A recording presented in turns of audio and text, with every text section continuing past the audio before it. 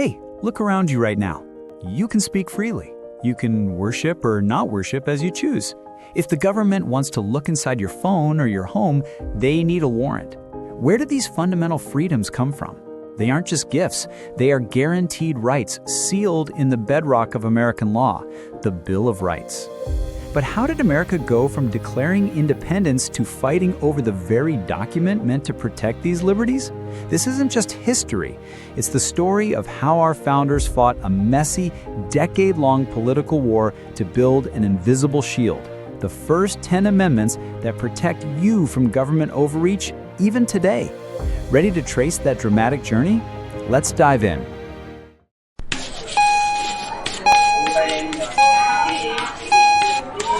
Excuse me, class. Class!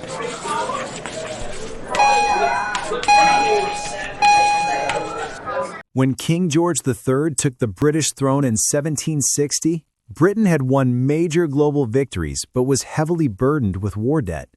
How did Parliament decide to pay for it? By making American colonists pay their fair share through higher taxes on goods like molasses, lead, glass, paper, and even playing cards. But these taxes weren't just about revenue. They were about control. Events like the Boston Tea Party, where men dumped 342 chests of heavily taxed tea into the harbor, signaled that negotiation was failing. By 1774, delegates gathered in Philadelphia to challenge the powerful empire. These men drew on the Enlightenment. Philosophers like John Locke argued that people had inherent natural rights that could not be surrendered, including life, liberty, and the pursuit of happiness. The colonists articulated these revolutionary ideas in the Declaration of Independence. Drafted primarily by Thomas Jefferson, it famously claimed, "We hold these truths to be self-evident, that all men are created equal, that they are endowed with their Creator with certain unalienable rights, that among these are life, liberty, and the pursuit of happiness." So they won the war, but they needed a government. The first try was the Articles of Confederation. Why was this first governing document so weak? Because the colonists were terrified of granting any central authority too much power. The fatal flaw? Congress was denied any powers of taxation. It could only request money from the states. The states usually failed to meet these requests, leaving the national government chronically short of money and unable to pay its war debts. This weakness led to catastrophe. In 1786 and 1787, poor farmers in Massachusetts, many of them unpaid veterans, rose up in Shays' Rebellion. The central government couldn't raise the funds to create a national military to suppress the internal rebellion. The inability demonstrated that the Articles had to go. The new U.S. Constitution, largely drafted by James Madison, established a new frame of government with much stronger federal power. It enshrined the principle of separation of powers, creating three distinct branches: the executive, president, the legislative, Congress, and the judicial. The biggest obstacle was representation.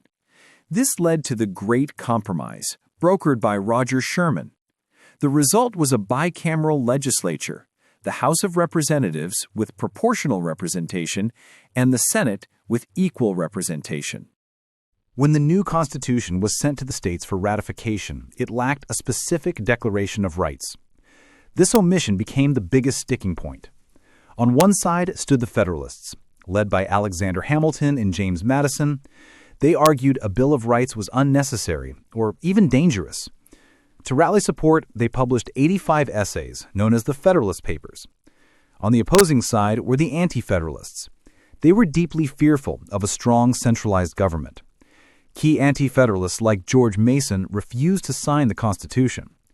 The Anti-Federalists demanded a Bill of Rights. The political standoff was intense, but the Federalists realized they couldn't win without a major concession. They compromised by pledging that a Bill of Rights would be added immediately.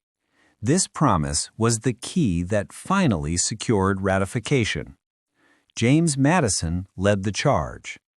By December 15, 1791, 10 amendments were ratified, becoming the Bill of Rights. The purpose is crystal clear: to define citizens' rights and establish limitations on government power. These amendments protect essential liberties like freedom of religion, speech, and the press. They also safeguard procedural rights such as protection against unreasonable searches and seizures, the Fourth Amendment. Crucially, the Ninth and 10th Amendments ensure that the list is never exhaustive.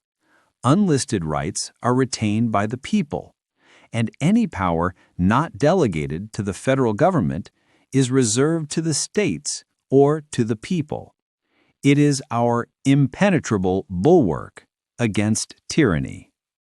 The journey was a dramatic, fragile struggle defined by fear, necessity, and ultimate compromise. They succeeded in creating a system where the people, not the ruler, are sovereign. Now it's your turn. Which freedom protected by the Bill of Rights do you think is most threatened today, and why? Let us know in the comments. If you'd like to see more videos like this, please subscribe and hit the like button to help the channel grow. Thanks for watching, and I will see you in the next video. Bye!